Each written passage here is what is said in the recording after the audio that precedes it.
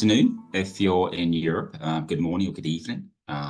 If you're elsewhere, welcome. We're letting people into this webinar at the moment. So it's my happy responsibility to welcome you to this 1 hour webinar on teenage career preparation in England. Over the next hour, we're going to be talking about how well young people in England are preparing for their futures in work. As people come in, please do find a space. Keep an eye on the chat. Today, to coincide with this webinar, we're launching a new publication, Teenage Career Development in England, a review of the PISA 2022 data. And you can click on that to get a link through to the full publication, all 96 pages of it. And that's the background to what we're talking about today. So in this session, over the next hour, you're going to have a lot of opportunity to learn, I think, two main things, maybe three. One is you're going to learn about what PISA has to offer in terms of career development, because PISA is well known for many things, but it's not that well known for what it has to say about career development. It says an awful lot, particularly PISA 2022. We also have an opportunity to learn an awful lot about the career development system within England. And in the United Kingdom, education is devolved between the 4 different nations. And so in England, we have a very particular approach, and we're going to learn about what it's been providing to young people. But also we have speakers with us from the English Department for Education. Alex Isles is going to be talking with us, and from the Careers and Enterprise Company, which is the government agency which is really responsible for driving career guidance in England, Lucy Heseltine. So we're going to be hearing from them. We're going to make a proper start just in 1 moment as more people come in. Feel free to use the chat to say hello and where you're from. When we last looked at our registration list, we had people from 62 different countries, which is great to see you all here. We expect more people to watch on video, but I am now going to share my screen and we are going to make a start. So there's a lot to get through over these next 58 minutes or so. So hopefully everybody can see my screen. I'm going to start off this presentation by talking to you about this study. And I'm going to share with you some of the highlights from it.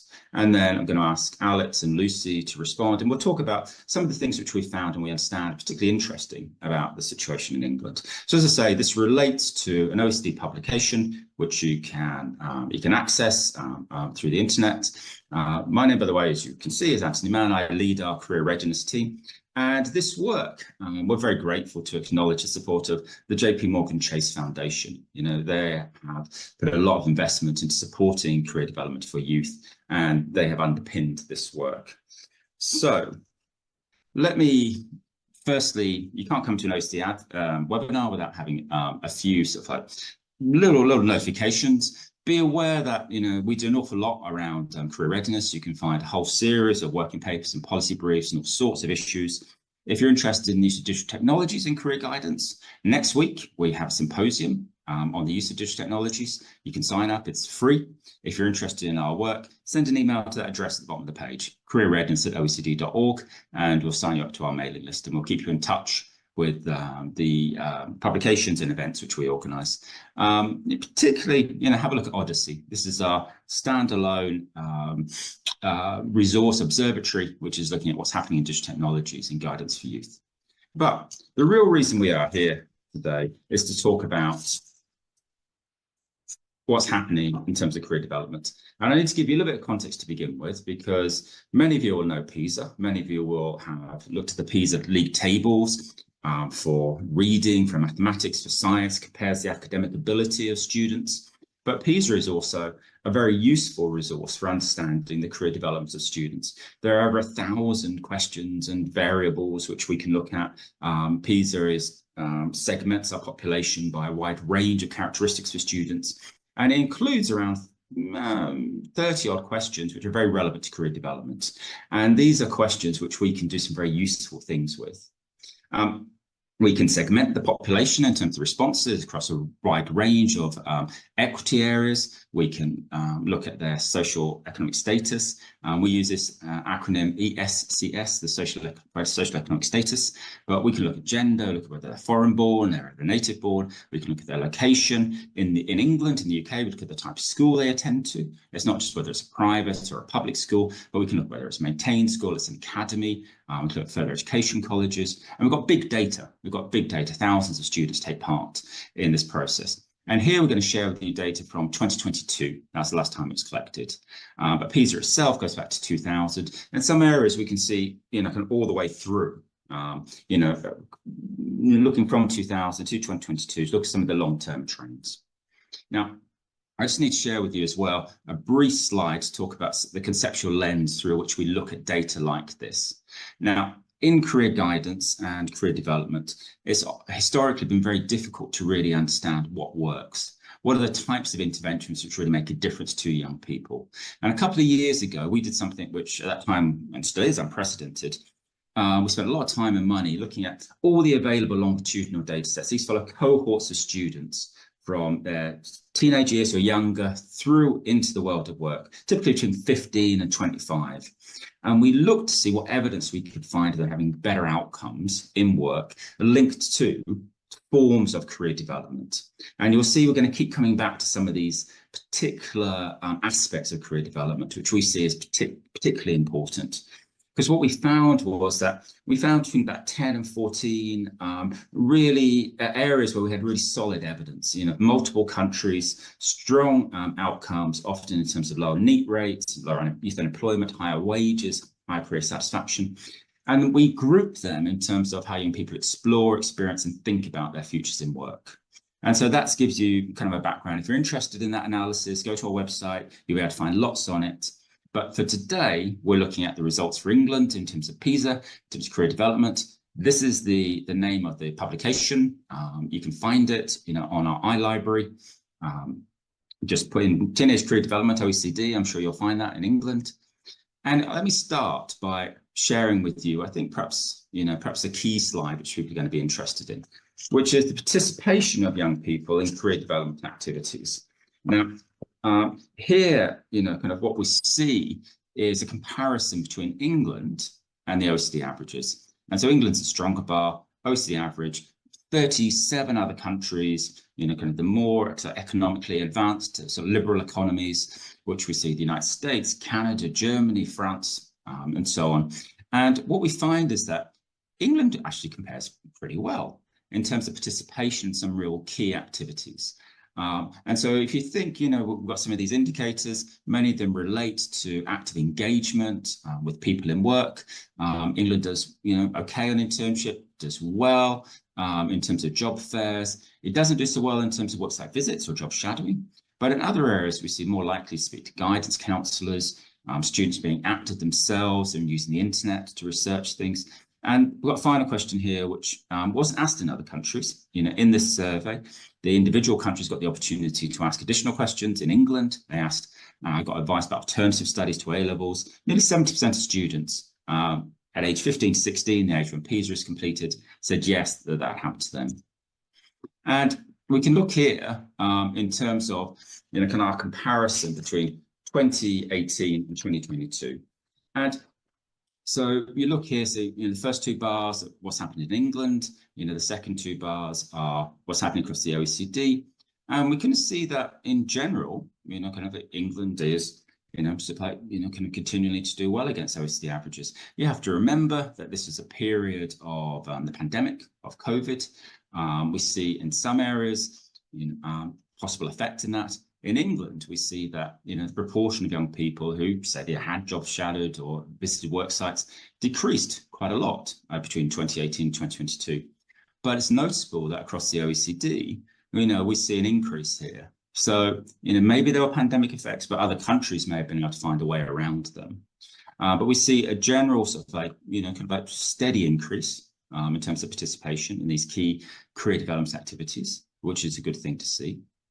And we actually, in PISA 2022, we asked some new questions here, which are all about students' perceptions of obstacles and barriers, to them. And again, we give you kind of OECD averages. England is coming in, at a pretty similar level to, kind of OECD averages here.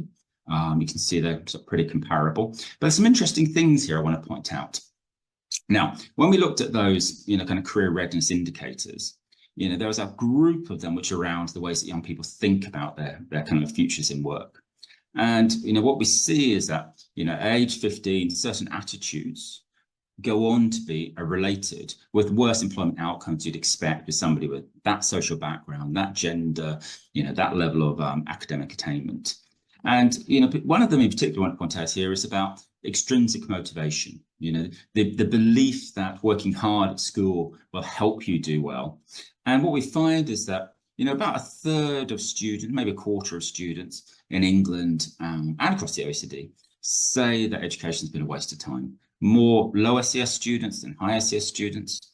And that kind of gives us a concern. And we see here that, well, more students believe that school, has done little to prepare me for adult life. That's, these are quite high figures. So students are engaging in their career development activities, but they're not necessarily gaining the confidence that they're going to be able to, kind of overcome their barriers or be able to draw really strong connections between what they're doing in school and who they imagine they might become. Because, these are the positive effects. And remember, there are all these groups over here, all the students who said no, to these answers. They didn't think their schools were doing that. But compared to other countries and across the OECD, England is comparing well. Now, one of the key questions we always ask students in PISA is, what type of job do you expect to have when you're about 30? Now, we use this to distinguish whether students are more certain or uncertain about their occupational plans. Now, you might think that, 15, 16 is quite young to do that. But historically, we've asked this question continually for the last 20 years. About a quarter of students say they don't know. We know that it's not just that they're being a bit lazy and they don't want to write in an answer, because we check to see if they write in answers about their parental occupations, for example. Now, between 2018 and 2022, we've seen a very significant rise in uncertainty. And that rise is much higher in England than it is kind of across the OECD. And, that's something that we're worried about. We would worry about, because multiple longitudinal studies would show that if you follow your cohort of students from age 15 to age 25, uncertainty is something which is, which is a problem. It works against having better employment outcomes if you can control for all their background characteristics.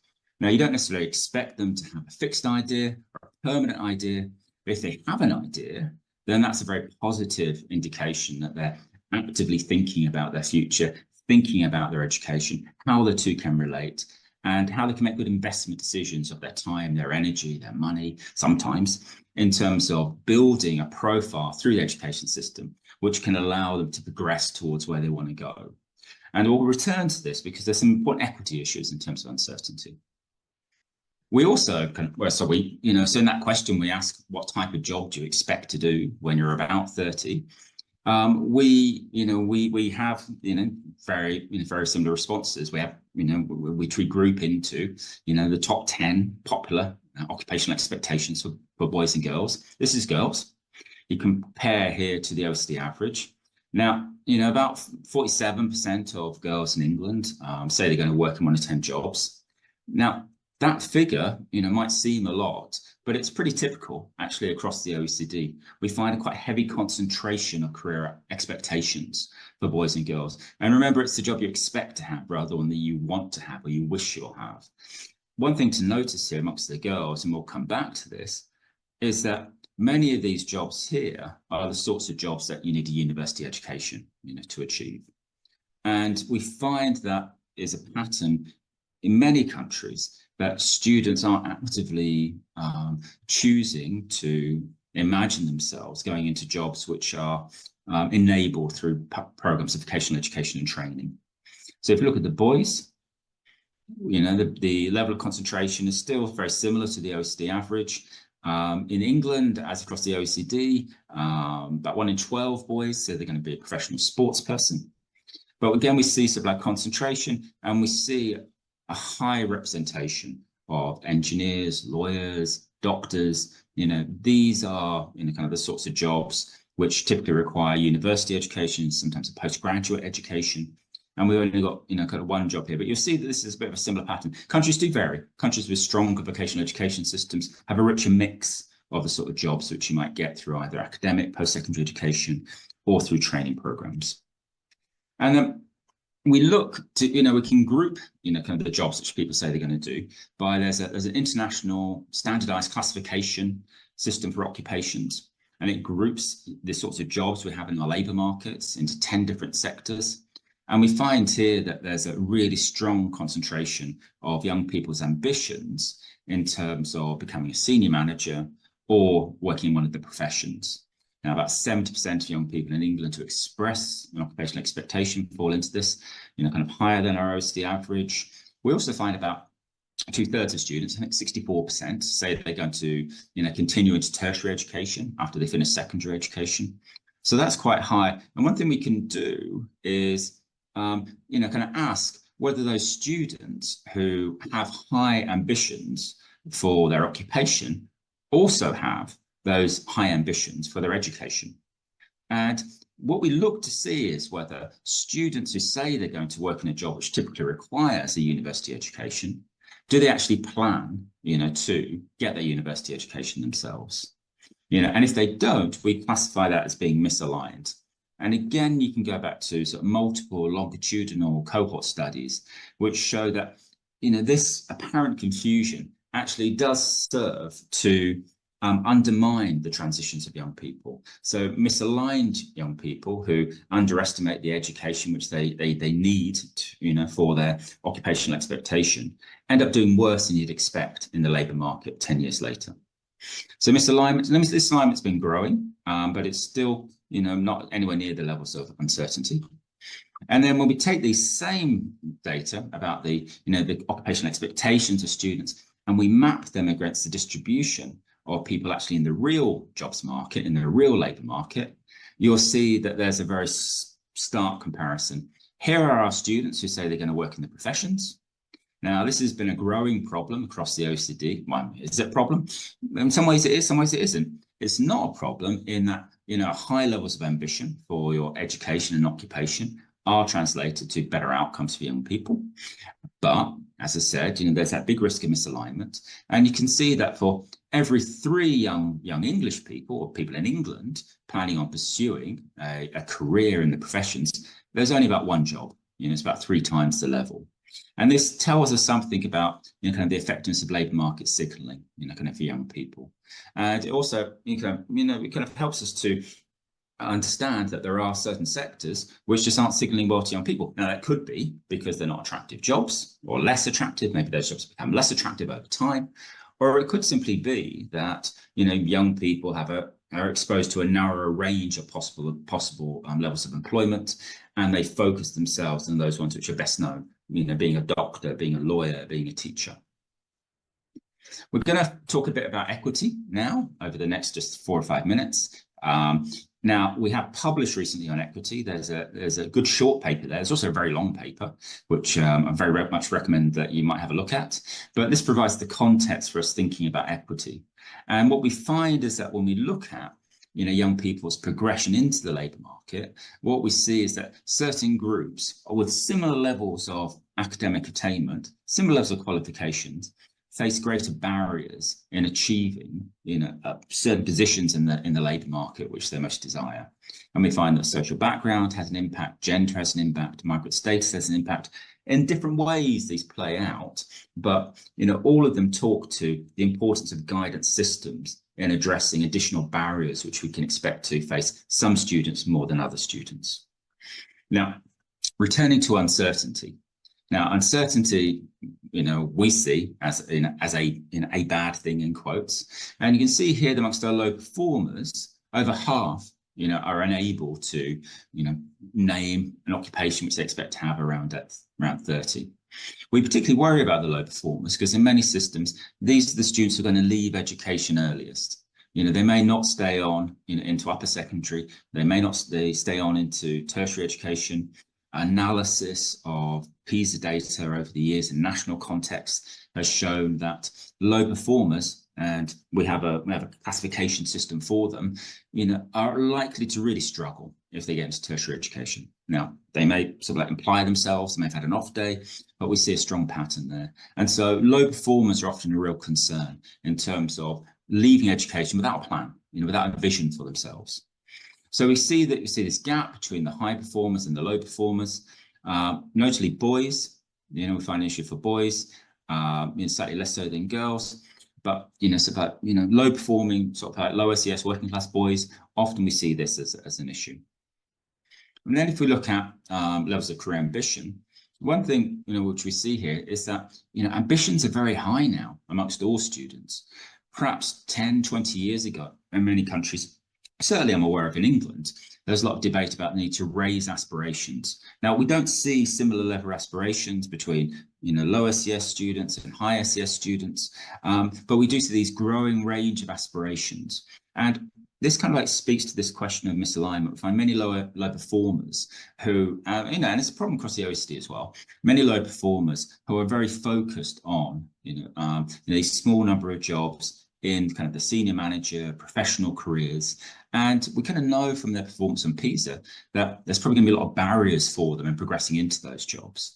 And so we kind of see, you know, a bit of an equity issue here, because what we can need to look at the low SES high performers, low SES low performers, and so on. But we can see a pattern here, which is, you know, which is a concern. And then if you look at misalignment, again, we kind of see these high percentages of misaligned students, you know, amongst the low performers, but also it's a low SES issue as well. And so low SES students are much more likely to be misaligned, you know, not understanding what they need to do to achieve the ambitions which they have for themselves. And we see this is more of an issue in England than it is across the OECD.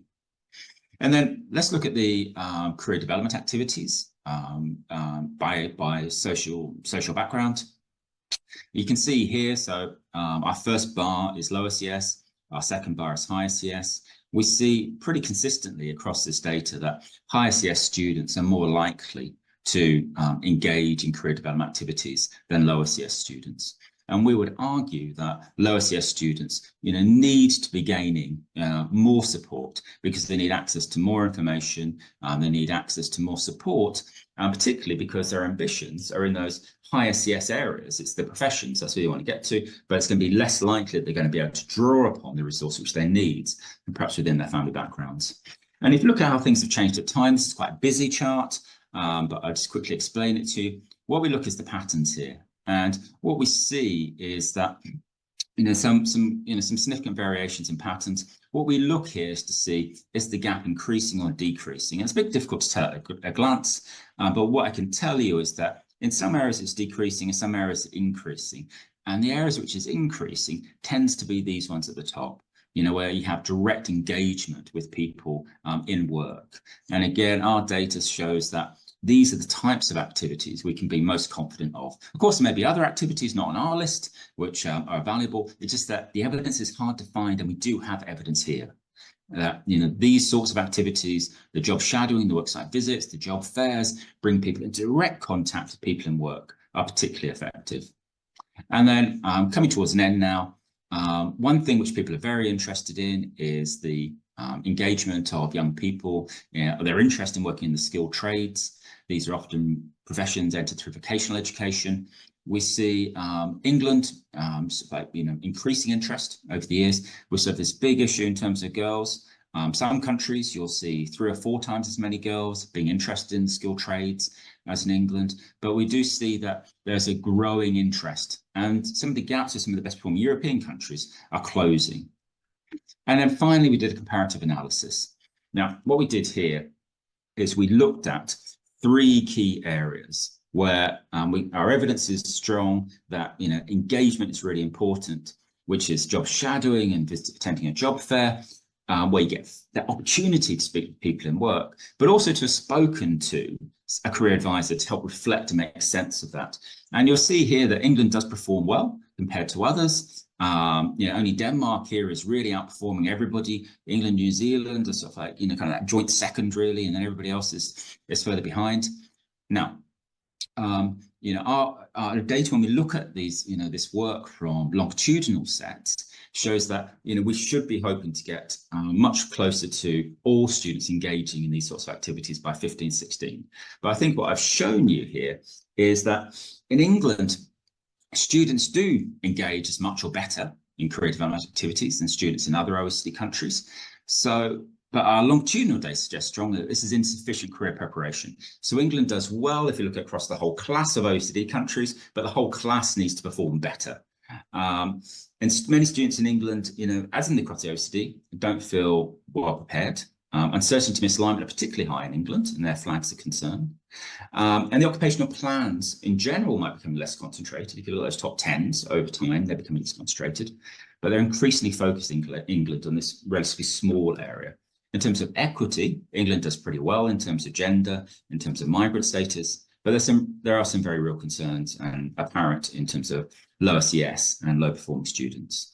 So I'm going to pause there and invite Alex, who is the Head of Careers, Strategy and Infrastructure for the Department of Education in London, to offer a response. And in the meantime, I'd encourage people to put your questions, your observations into the chat, and we'll relay them as best we can. So Alex, over to you.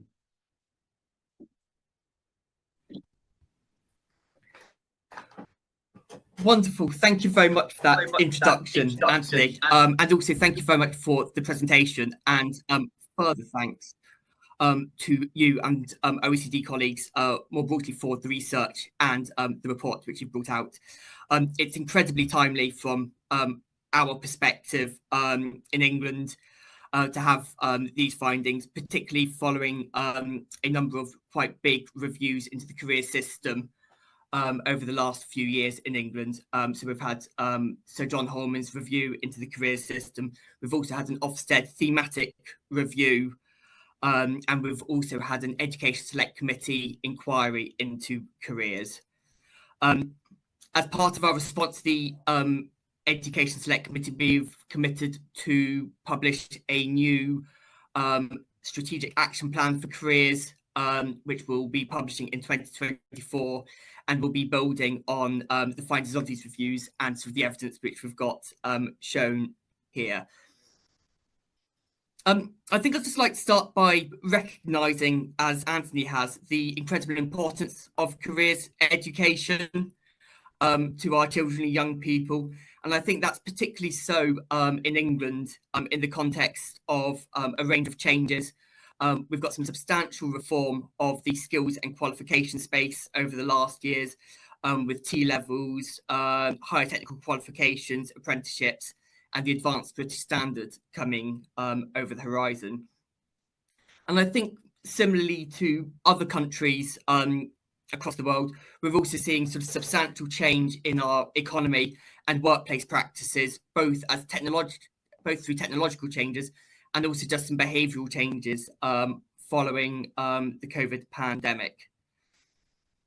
We've also been reforming the career space substantially over the last 10 years, introducing Gatsby benchmarks and funding CEC, who we'll be hearing from in a moment, to support our schools and colleges to achieve these Gatsby benchmarks and deliver excellent careers provision to our young people.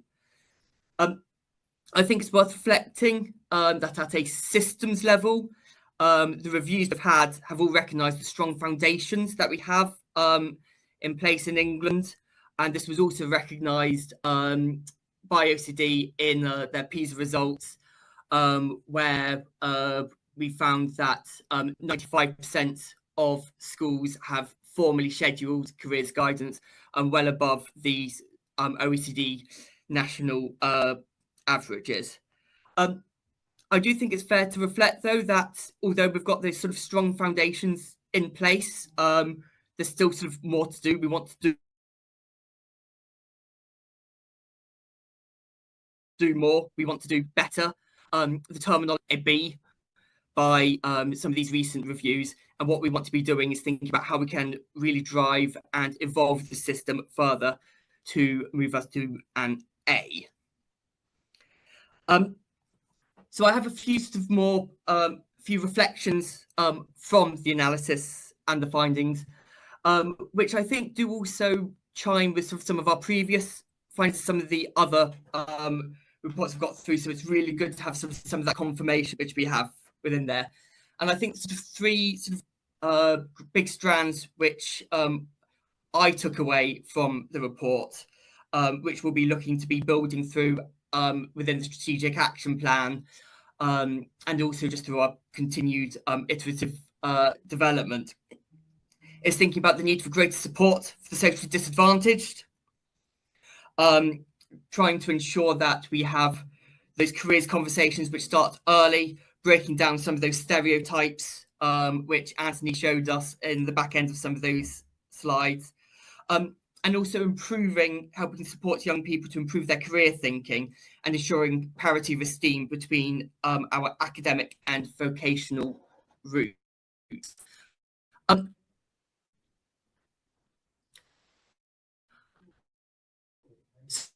So, having heard sort of that sort of very, I feel it's probably worthwhile me quickly handing over to Lucy for a bit of a conversation about what we are doing in the sort of here and now to provide and support our young people with greater education, careers education support. Thank you. Thanks so much, Alex. Let me just share my screen.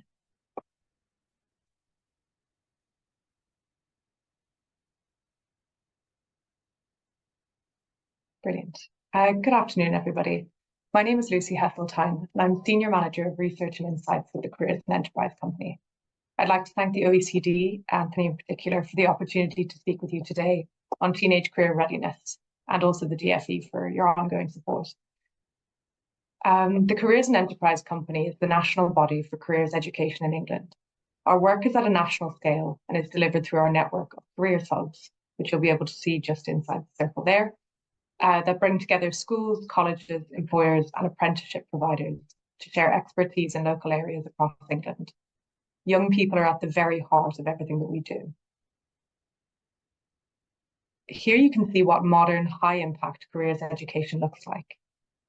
Through partnerships with local businesses and industries, through our network of careers hubs, we leverage available data to identify gaps and align careers education with industry demands, thereby ensuring that careers education is relevant and up to date. By incorporating feedback from employers, we ensure that local needs are met effectively. We engage with students, parents, teachers, and strategic leaders and identify specific skills gaps within local communities, aligning careers interventions to address them. This not only benefits young people by providing them with relevant pathways to pursue their interests, but also supports the economic growth and vitality of local industry. In order to support every young person to take their next best step, careers education needs to be embedded into the core of school and college life, providing students with ongoing support and guidance. Engaging our wide range of stakeholders fosters a culture where students are supported to explore a variety of careers, and this can support them to consider careers in less oversubscribed sectors through early exposure and support. We work to ensure equity of targeted provision for all young people, recognizing and promoting the value of technical and vocational pathways as viable options for all students is a priority for the CEC.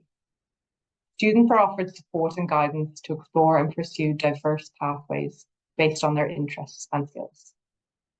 Targeted interventions are used to support students from disadvantaged backgrounds, offering comprehensive information and resources to help them make informed decisions about future pathways. Leveraging partnerships with local and national organisations, the CEC provides additional resources and opportunities for students facing additional barriers, empowering students to overcome these barriers and follow their aspirations, regardless of background or circumstances, core to our mission. So you can see here the 8 Gatsby benchmarks. These indicate what world-class careers provision in education settings look like. The 11 strong predictors of better outcomes and the 9 common career development activities in the PISA report broadly aligned to benchmarks.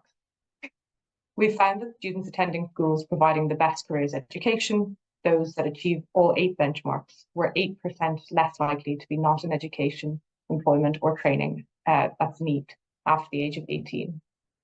We've seen good progress against the benchmarks over time, particularly in relation to benchmark 5, which covers encounters with employers and employees, and also benchmark 6, experiences of workplaces. Careers education is a continuum. The benchmarks focus on access to careers advisors and increasingly intensive careers interventions for young people throughout secondary school, increasing in cadence between the ages of 16 and 18. This has a demonstrable effect on young people's skill development, industry interests, and readiness for careers. So I just wanted to share the 3 insights from our most recent publication, which came out in March. This is called Careers Education in England, Now and Next. Our analysis, triangulated across the most extensive data set to date, including data from our 3 key stakeholder groups. That was over 100,000 young people, 4,500 education institutions, and 300 employers. This afforded us a really great opportunity to pinpoint areas for enhancement. Our first insight, young people, outlined how good careers education helps young people to become more career ready and to achieve positive destinations. Parents and teachers are key to getting students ready for their careers. We found that when parents and teachers get more involved, it makes a huge difference. Our second insight, business and the economy, shows that high quality careers education isn't just important for students. It creates value for business and society too. We've been able to hear from employers completing our employer standards about how their engagement with schools and colleges is making a real difference. They're seeing more young people interested in their industries, which means a better prepared and skilled pool of potential employees. And our third insight, closing the gap, outlines how the journey from education to work isn't the same for everyone and shouldn't be. In careers education, some young people encounter more obstacles than others, whether due to economic circumstances, gender, ethnicity, or educational needs. These challenges can intersect in complex ways also, either amplifying existing disadvantages or helping to overcome them. No matter what we measure, like educational achievement, well-being, or employment, economic status plays a significant role. And just kind of to echo what Alex has said, it's not just us saying that the system is working. The Ofsted Independent Review of Careers Guidance in Schools says that career hubs play an important role in ensuring effective employer engagement and contribute to careers programs. The Education Select Committee, which you already spoke about, they think that the right framework is broadly in place and that the CEC is providing useful support to schools and colleges. The OECD National Report for England, published in the end of last year, said that the approach to career guidance in England was more structured than was typical internationally. And the present PISA report that was published today found that students in England were engaged in the 9 common career development activities to a comparable or greater degree than the average for all but one activity. And we're delighted to see the strength of English careers education shining through in so many areas of the report. Comparing PISA and CEC data allows us to shed light on nuanced differences in terminology comprehension and usage by young people across OECD countries, as well as broader trends in career readiness. The PISA report highlights that in England, as elsewhere across the OECD, there's a substantial disconnect between the occupational expectations of students and actual patterns of demand within the labour market. Our data highlights something similar, where young people exhibit beneficial careers thinking when they have relevant industry or career interests, and the proportion of students who have ideas about what they wanted to do for a job or career in the future remained relatively consistent over year groups. Reinventing work experience to focus on measurable outcomes can support the proliferation of career development. From year 7, students have ideas about their future careers, which mature over time, becoming more grounded in their increasing knowledge and experience of career pathways. By year 11, 83% of students had a plan for their next step, and 79% had support to make education and career choices. We're able to compare the responses of the target cohort of 15-year-olds across similar questions in both the FFQ and PISA datasets. And this allows us a deeper understanding of the impact of early interventions on outcome. Our Future Skills Questionnaire surveys young people at key transition points, i.e. from the age of 11 up to 18 and beyond in certain cases. In this way, rather than simply observing a snapshot in time, we can see increases in career readiness, knowledge, skills, and confidence over the course of their schooling, noting particular increases at Key Stage 4 and beyond. We can also measure young people's progress both between key transition points and longitudinally for a subset of students to understand the impact of various career education initiatives on readiness for careers. We can see the lasting effects of COVID-19 on education as a whole, as Anthony already mentioned, particularly for the generation affected by lockdowns. It emphasises the shock to confidence in learning, underscoring the crucial need for catch-up support. Across various metrics around careers education, including the data from 2015, 18 and 22, we observe a consistent decline post-2018, affecting all groups, including advantaged and high-performing students in both England and the wider OECD. This serves as a stark reminder of the pandemic's enduring impact on education, urging swift and targeted intervention. So, in order to address the existing deficits in young people's readiness for careers, we believe there's still work to be done. We've identified 5 best next steps to enhance the career system to do this. First, as we near full coverage of schools and colleges, we're currently at 92% and hoping to hit 100 in the next year or so, our focus shifts to improving quality across the board. The Careers Impact System offers a solution. This is a peer and expert review process, along with a self-assessment framework to validate GATSB benchmark results and leadership within schools. And this will ensure schools and colleges are delivering and continuously improving quality. Our second priority is to enhance both the quality and quantity of employer engagement, ensuring that business outreach translates into actual recruitment and intake of young people.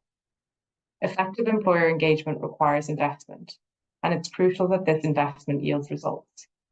That's why our evidence-based employer standards are designed to assist businesses in targeting their resources effectively and focusing on high-quality engagement opportunities. Our third focus area is to transform the considerable interest among young people in apprenticeships and technical pathways into actual employment opportunities. To achieve this, we've developed the ATE framework. The framework aims to help everyone understand and overcome the barriers that young people face when transitioning into these pathways. We're currently implementing this framework at a local level through our careers hubs. Integrating careers education into mainstream education is crucial because it ensures that every student has access to valuable career preparation from an early age.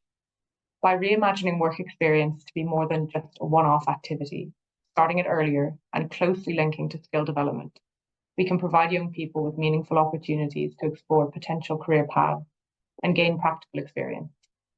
This approach helps students make more informed decisions about their future, equipping them with the skills needed for success in the workforce. And finally, we've seen how careers education can help young people to overcome barriers and address disadvantage. To further support this effort, we have to focus on upskilling the careers workforce, drawing insights from successful practices, such as those that we've seen in SEND institutions. Additionally, we need to enhance digital systems for early risk identification with greater precision. These measures aim to boost young people's career readiness and prevent them from becoming NEET. Great, and that's everything for me. Oh, well, thank you so much, Lucy, and thank you, Alex, for those insights. We've had a range of questions in advance, and we've got some more questions to come. And there's a few things which I think might be useful for us to put. One of the questions which has emerged is about, not just in terms of OECD averages, but how does the UK, or sorry, England, compare in terms of, what best looks like in different areas. And so let me share with you just 3 more slides, which I think is going to be interesting to people to see sort of these country by country comparisons. Here we're looking at OECD countries. We also have data from about 40 non-OECD countries, and our plan is in time to be able to publish more and more of this.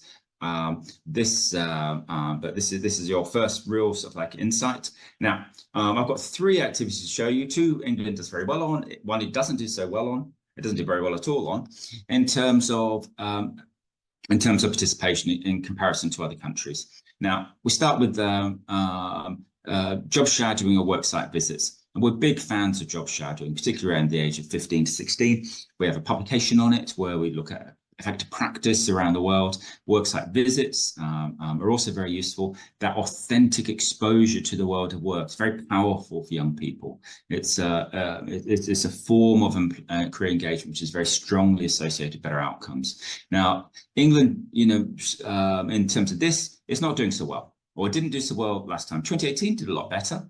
But these are the countries here we see which are showing what can be done, where more than half, 2/3 or more of students are engaging in these workplace visits, job shadowing, get a chance to see for themselves, kind of a range of jobs, investigate for themselves, and that's, I think, particularly useful at this age. But if you look at two other areas, one's about a job fair. Well, England is much better on that. Students are much more likely to visit a job fair. Now, when we ask the question in PISA, we don't always know what type of job fair it is. We would recommend job fairs which bring them into contact with people who are well placed to give them authentic insights into different professions and trades. But you can see here that England is doing very well compared to other OECD countries. And then if we look at, have you ever spoken to a career advisor? Now, again, England does well. I mean, it is remarkable. Many of these countries, we've got a quarter to a third, maybe half or more in some countries where students haven't spoken to a career advisor. Career advisors, again, we don't know a lot about the quality of the interactions, but we do know that when students speak to a career advisor, we can do the analysis on the big PISA data set.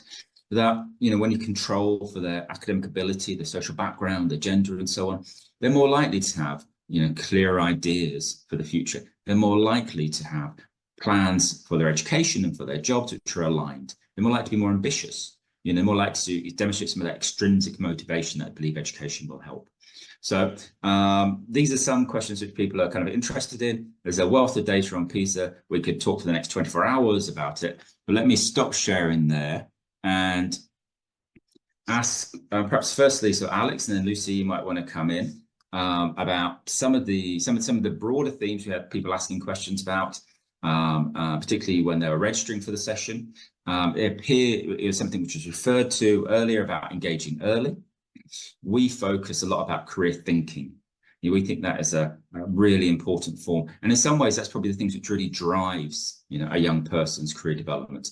But we know, as I was suggesting just, that the career thinking of a person is, is significantly associated with their engagement, kind of with a range of career development activities. And the more they do, the stronger signs they are that they're sort of more on track. I know in England that you're looking at not only just lower secondary, but also primary education for young people under the age of 11.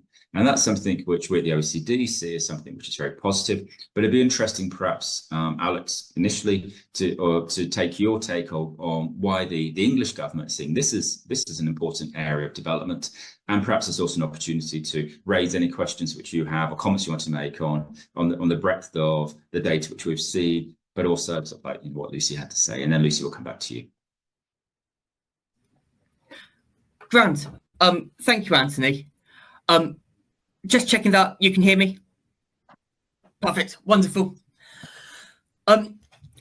So obviously, as you've alluded to there, Anthony, careers education isn't a sort of one-stop shop when you're 15. It is something which is part of your journey. And it's not just your journey through childhood, it's your journey through adulthood as well. And what we try to make sure is that we have a good gradated system of careers, activities and interventions and education throughout the secondary school system, which is sort of fairly well established now, which CAC supports schools and colleges to push through. And it's worth noting that we have seen sort of our career engagement scores increase significantly over the last 5-6 years, as measured by Gatsby benchmarks, from 2.1 up to 5.5 Gatsby benchmark attainment in the most recent data. Obviously, sort of noting there that we still want to go sort of further improve that. But that really, as Lucy was saying, does make sure that we are sort of making sure that we are having sensible conversations at sensible points with our children and young people. making sure that they have access to support. And there was I'm going to slightly answer a question which is in the chat at the same time here as well. Making sure that they've got a good understanding of the range of skills and qualifications options open to them. So we've strengthened what we call the provider access legislation, the Baker Clause within the education system. And this is a requirement to allow for technical providers to be allowed access to a school, to be talking about some of those vocational routes. And we've lowered the age at which that is a requirement down to year 8, so ages sort of 12 to 13 there. Again, just sort of making sure that people don't get siloed into a way of thinking early on, so that we're able to influence and broaden minds and thinking in our children and young people sort of at a slightly earlier age. And that's also the drive of what we're trying to do in the sort of primary space as well. It's, careers education in primary schools isn't about, you should be doing this job. It's about breaking down those stereotypes which you noted towards the end, and making sure that everybody feels as if has a full the full suite of options available to them, and a sort of understanding that the full suite of options can be available to them if it is right for them. Probably worth there if I pause and then let Lucy jump in. Great, and can kind of speak to the early ages and to the technical education pieces as well. Completely agree with that.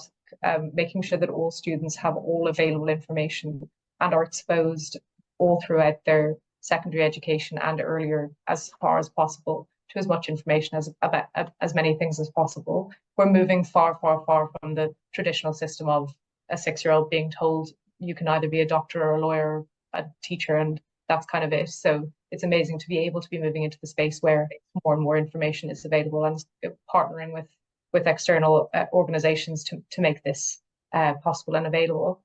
And then in terms of kind of the apprenticeships and technical education routes, we have so many things that need to align before a young person would decide to go down a technical or a vocational pathway. So we need like labour market demand, employers offering the right opportunities, accessible information, good careers education, being close to learners. And at the moment we have all of these things, but not everywhere, not evenly distributed. So we think that that's the next kind of port of call for careers education, of making this something that is so widely accessible, so widely available, offers available from organizations as well. So that's kind of where we're sitting at the moment. But yeah, it's really great to see kind of how the system's moving at the moment. It feels like a very promising time to be involved in it.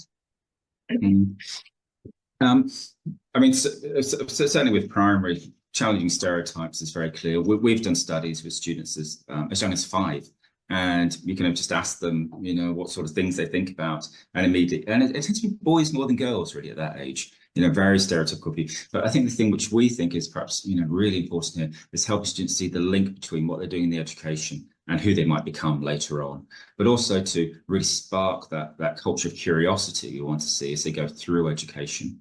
I wanted to pick up on I think a question which is kind of seems to be dominating the chat as I look at it, which is around engagement with employers, around particularly work experience. Now, we saw the data, we call them internships here, that's our data, but I can kind of reassure people that in England, that internships is not a word that's used very often for school work placements. It's something associated much more with older people, with students or people in their 20s. But in the questionnaire in England that was adapted, so it was asked, have you taken place in an internship or a work placement? And we found about 1/3 of young people did between the ages of 15 and 16. And that is that's a form of exposure where our evidence points towards kind of strong long-term outcomes for young people. Now, it's a little bit complex because we've got very good evidence that if you work part-time in a workplace under direction of a manager, at 15 to 16, you'll do better later on than comparable people. If you volunteer in the community as well, you do better. And similarly, you're doing tasks under your direction. On internship or work placements, there are fewer studies, and they're not quite as clear and all pointing in the same direction. And we'd love there to be more work there. It is a hot topic, as I understand, in England at the moment. Alex, what are some of the issues for you in thinking about the future of work placements and internships at 15? So yes, certainly we do sort of view work experience and experience of the workplace as sort of a fundamental part of a young person's careers, education, and sort of I think there, without sort of go too methodological, there is, as you point out, there is a slight methodological conversation about sort of that number, and certainly when I saw the number of 29% in the study, that sort of did jump out at me as a startling figure. It is worth reflecting, and I think Lucy, you might be able to sort of jump in a moment. That Gatsby benchmark 6, which is experiences of the workplace for 2023, has a sort of higher figure. I think it's around 75-77%. That's right. But sort of nevertheless, that sort of still doesn't detract from the fundamental point which you did make there, Anthony. And one of the key things as well, it isn't just the fact that we sort of get good numbers sort of of people getting access to work experience, but that we've got parity of access to work experience. Because not only does it help drive sort of a person through their career, it is one of those things which does promote social mobility and allows somebody to break through some of those barriers. It's a key thing which we are trying to sort of work and support via CEC, lots of engagement with employers to come in with colleges and students, and I won't steal Lucy's thunder within that. But I also think it's worth reflecting that there is a sort of delivery challenge, which I've noticed people referring to in the chat, both from a sort of school's ability to sort of provide that sort of traditional sort of work experience in 2-week block, and also then an employer's ability to do that as well. So one of the things, so we are very much sort of thinking about how do we ensure and how do we try to find ways to break through that delivery challenge, and that's sort of one of the things which we'll be sort of exploring and trying to be setting out in our sort of future strategy thinking. Mm-hmm. Great. Yeah. Lucy, can I say 1 minute for you, because we have to finish on the dot. Oh yeah, of course. Thanks. Yeah, so completely agree with all the points there as well. But we're thinking about what's the best way to reinvent work experience so that it's little and often, so that each of the right student has the right exposure to the right type of work experience, not just a tick box exercise of they went somewhere for 2 weeks and that's the way that it is now. So looking into those types of things, so targeted provision, equity of provision, and kind of making sure that the capacity is there. Yeah, back to you, Anthony. Right.